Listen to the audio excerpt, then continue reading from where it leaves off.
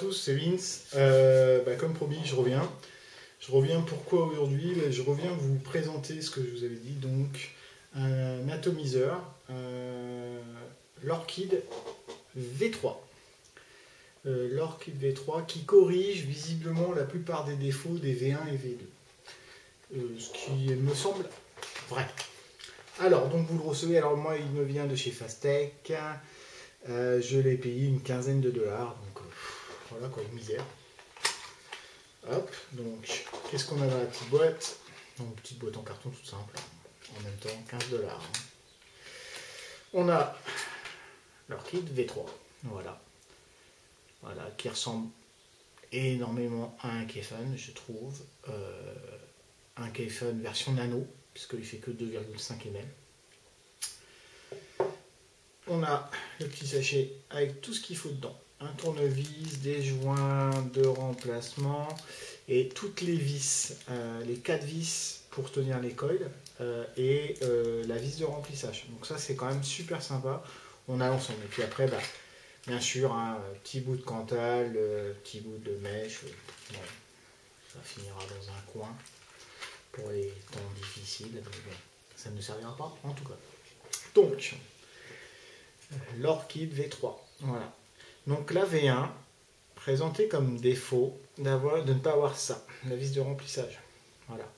Défaut corrigé déjà dès la V2, qui proposait cette vis de remplissage, qui permet simplement que l'atto ne dégueule pas, parce que c'est vrai que c'est le genre d'atto, si on remplit par l'eau et qu'on revers, avec la pression, ça dégueule par les infos.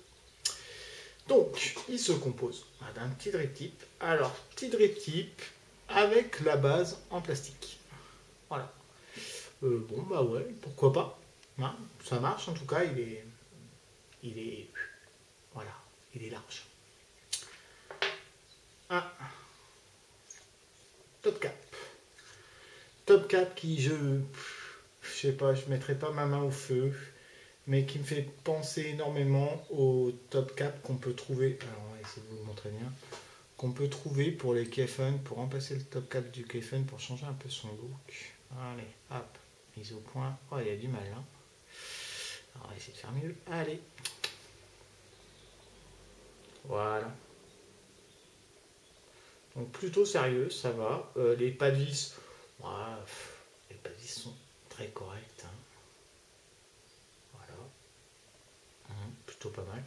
J'ai pas essayé de le mettre sur mon Kayfun, mais je suis quasiment sûr qu'il y va. Pourquoi je dis ça? Je vais vous montrer tout de suite. Là, j'ai le tank métal d'un Kayfun original en plus. Hein, voilà, tac. Je prends le tank qui est ici et ça se visse super bien. Donc j'ai tendance à croire que on pourrait mettre le bottom cap sur un Kayfun. Enfin, il faudrait que j'essaye. En tout cas, bon, c'est exactement le diamètre du Kayfun. Hein, la preuve, c'est qu'on peut visser sans problème dessus un élément de Kayfun. Ça marche. Donc voilà. Bon, c'était juste comme ça par curiosité. Donc, on revient à mon Orchid. Orchid après. Deuxième amélioration donc du V3. Le tank. Le tank sur les deux premières versions était entièrement en PMMA.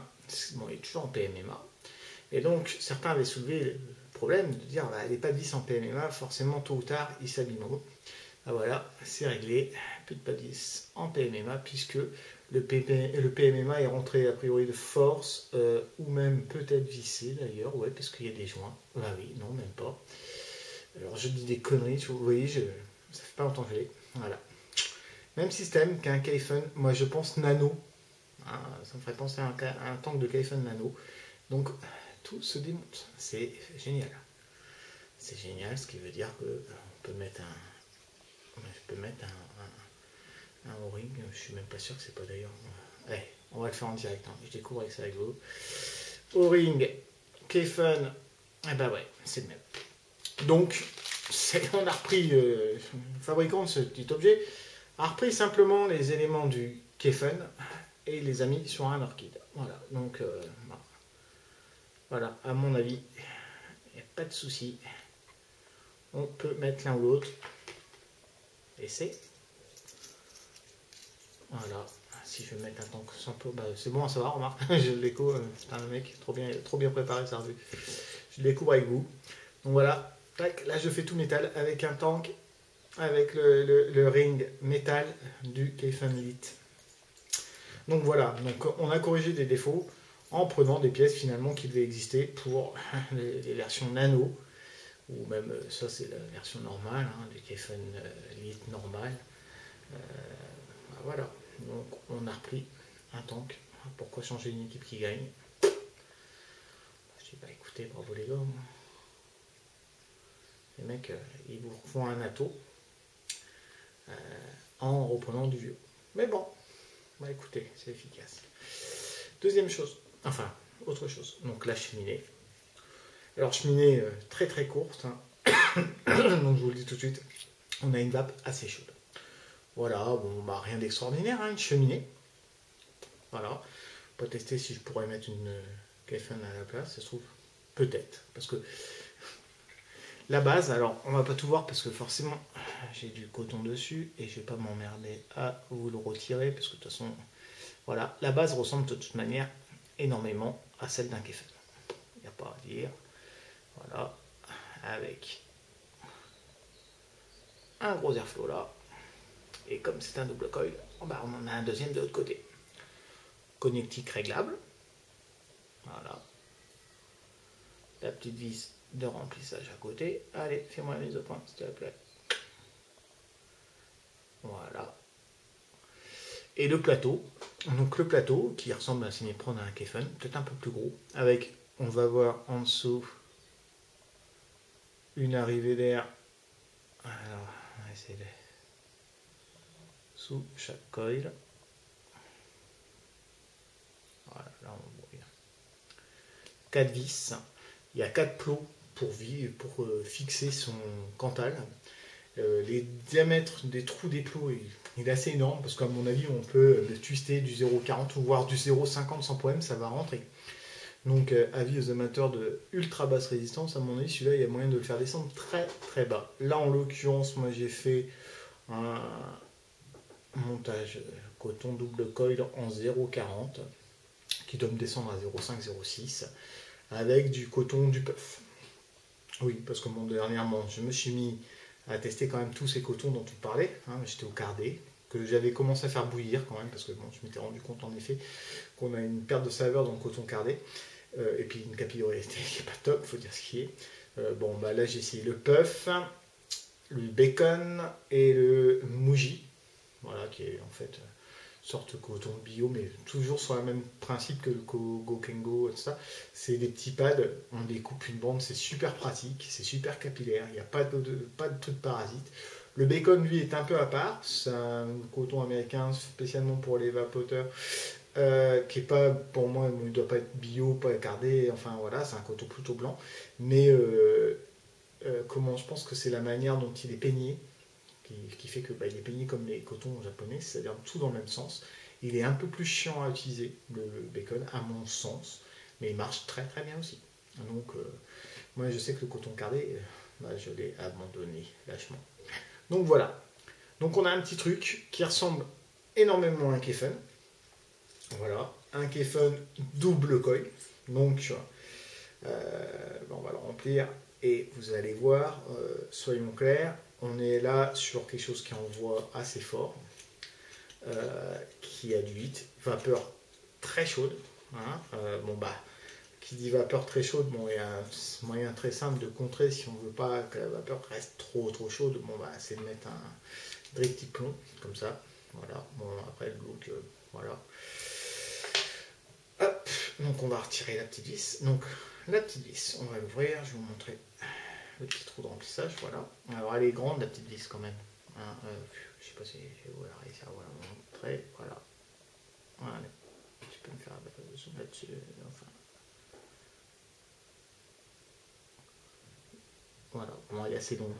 Tous les pas de vis sont assez corrects. Hein. Bon, ça reste du clone, enfin ça reste du clone de quelque chose de pas cher. Hein. Donc on a des pas de vis qui peuvent être un petit peu saillants. Ils sont parfois un peu mal ébarbés, bon, c'est assez classique. Donc par contre là on a un trou de remplissage, voilà, il est juste pas mal, parce que bon, flacon aiguille oui, même flacon ordinaire, je dirais, les petits flacons 10 ml, nickel. Et on va le voir à la pipette, si on y va lentement, bah, ça remplit. Hein. Voilà, avec une pipette. Donc là, en l'occurrence.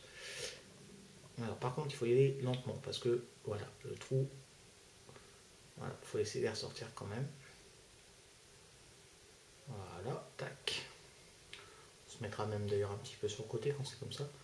Comme ça, on laisse un petit peu de. Voilà. Je vais pas vous montrer tout.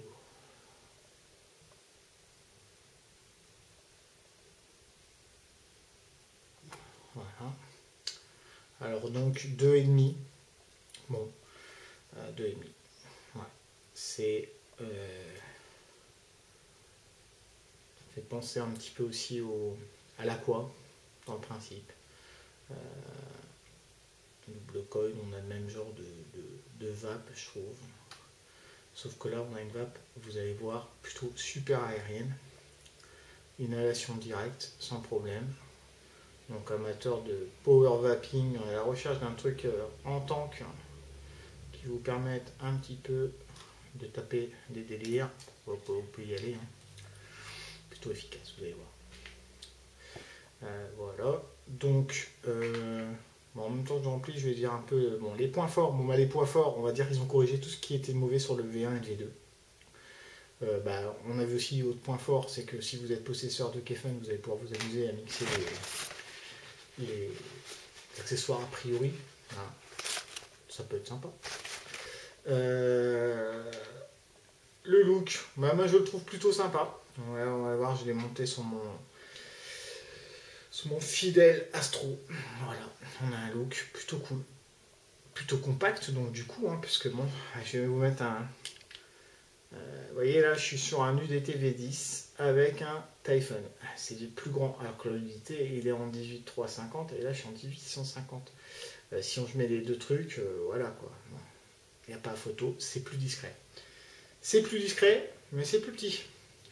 Plus petit sur un double coil.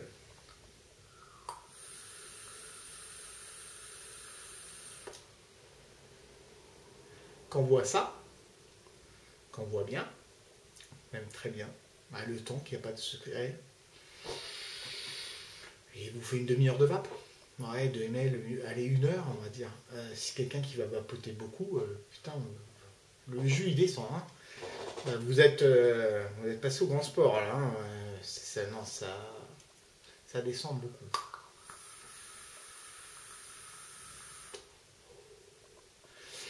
Le coton, vous avez vu comment je l'ai placé, tout simple. Hein. Donc, alors là, vraiment, c'est dommage, j'aurais pu le faire en direct. J'ai coupé une bande de coton puff de peut-être 2 mm de diamètre, puisque 2 mm de large, même peut-être un petit peu moins, puisque je fais des résistances de 2 mm de diamètre. Je coupe ma bande donc de coton puff qui doit faire 5 cm de long, je la coupe en deux, et j'ai un coton de chaque côté que je recoupe presque pile poil à la taille du plateau. Je l'humidifie, je le rabats pour qu'il soit pas dans les rigoles, mais vraiment au départ de la rigole.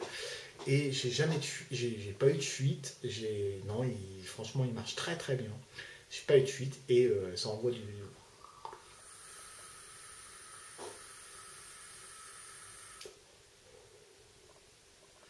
Voilà, ça envoie pas mal.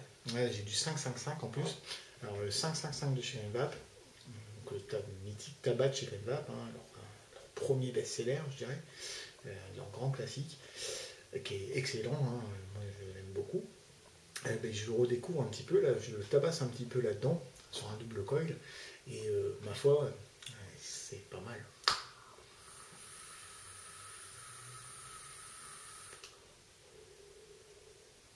Voilà. Bon, ça à la rigueur, c'est la démonstration. Voilà. Ça marche très très bien. On a une vape super aérienne. Je comparerais ça à une vape de dripper quasiment. C'est vraiment super aérien. Sauf que là, donc, on a quand même un tank. C'est quand même pas mal. Ça peut plaire, voilà, à des gens qui ont un dripper et qui veulent un truc qui déchire à peu près autant qu'un dripper, avec un airflow généreux.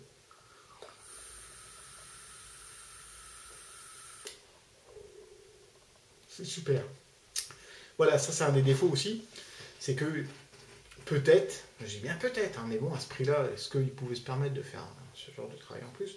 Peut-être qu'il aurait été intéressant de mettre un réglage d'airflow dessus, c'est-à-dire de rajouter des petites vis comme sur les Kayfun Elite, des petites vis au niveau des airflows qu'on serre et qu'on dessert, pour les gens qui auraient voulu une vape plus serrée.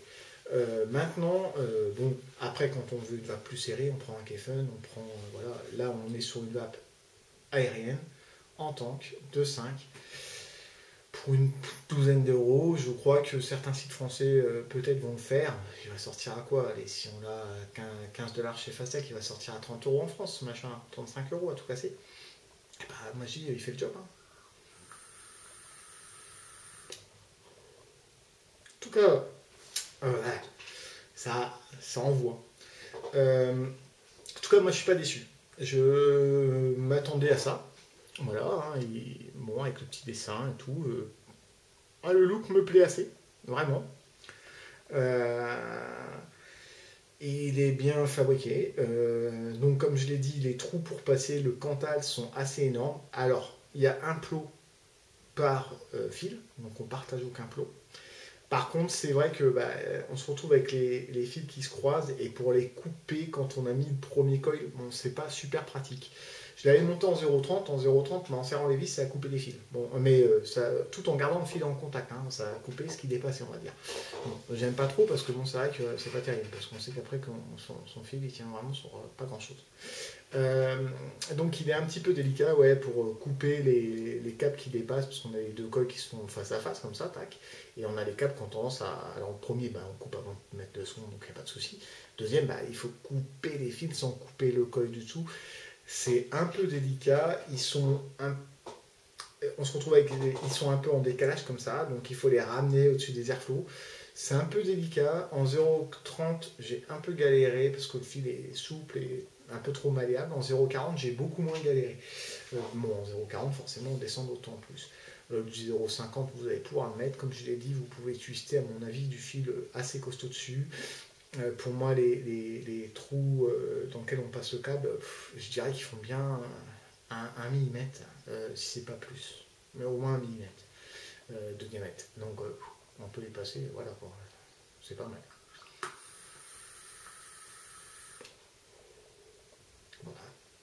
Voilà, même quand on prend une petite puff, hein, on produit de la vapeur, il y a du 8. Donc vape chaude, ça va plutôt convenir, à mon sens, au tabac gourmand et compagnie. Ça va moins bien convenir, à mon avis, à des saveurs fruitées, c'est clair. Parce qu'on se retrouve avec une vape quand même très chaude. Hein. Là, vous avez vu la longueur de la cheminée, pas très très grande. La chambre est normale, la chambre de combustion est tout à fait normale.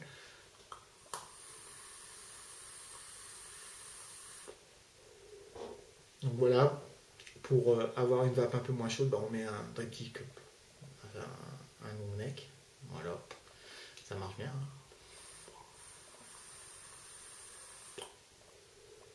Voilà, enfin bref, donc l'Orchid V3, pas mal du tout, je dirais pour le prix, on en a largement pour son argent. Amateur de vape chaude en double coil qu'on voit un petit peu de bois, moi je dis vous pouvez y aller, voilà, cherchez-le. Hein. Moi je l'ai eu chez Fastech, mais je pense que je pense qu'il va pas tarder à arriver sur certains shops français. En tout cas, moi je dis ok, validé, je dirais. J'en ferai pas une vape quotidienne, journalière, si, sans doute, mais quotidienne toute la journée, non, consomme beaucoup trop. Double coil, coton, c'est voilà quoi. On flingue ça, le 15 ml, je pense qu'on est capable d'un vapoteur un petit peu, qui vapote un petit peu. Moi je vapote, on va dire à peu près 5 ml là-dessus, par jour. Là-dessus, sur l'autre, j'en vapote 10 quoi. Un flacon de 15 ml de chez Green Vape, il me fait un jour et demi, hein, si je me laisse aller. Hein. Celui-là, j'ai vapé que avec ça. J'ai dû faire 2 tanks là pour le moment, et j'ai vapé uniquement le soir. Je l'ai un peu promené hier, mais pas beaucoup, parce que je suis conscient que l'autonomie, c'est pas ça. Et bon, même si le remplissage n'est pas trop dur, il n'est pas plus dur que sur un Kayfun, ça veut dire que je vais devoir le remplir quand même fréquemment. Là ce matin, pour vous dire, je l'ai rempli, là il doit être 2h de l'après-midi. Je l'avais rempli à, je dis pas de bêtises, California Spot conneries, je l'ai rempli à peut-être à 11h, 11h30. J'ai fait à manger, quand même, je me suis occupé, j'ai papoté voilà, à 2h, il était vide pour que je puisse vous le présenter. Donc voilà, ça consomme. Bon, bah voilà, c'est tout ce que j'ai à dire. Je ne vais pas non plus vous tenir plus longtemps pour juste ça, hein, c'est pas l'événement du siècle, mais en tout cas, celui qui cherche un petit atomiseur qu'on voit bien, qu'on voit un peu plus qu'un Kefun, avec surtout beaucoup plus d'airflow, bah allez-y, essayez-le, vous ne serez pas déçus. Sur ce, je vous dis à bientôt. Donc prochaine revue sans doute, comme je l'avais annoncé, le Telegonos, donc de chez Dicodes. Allez, ciao, bisous, à bientôt et surtout bonne vape.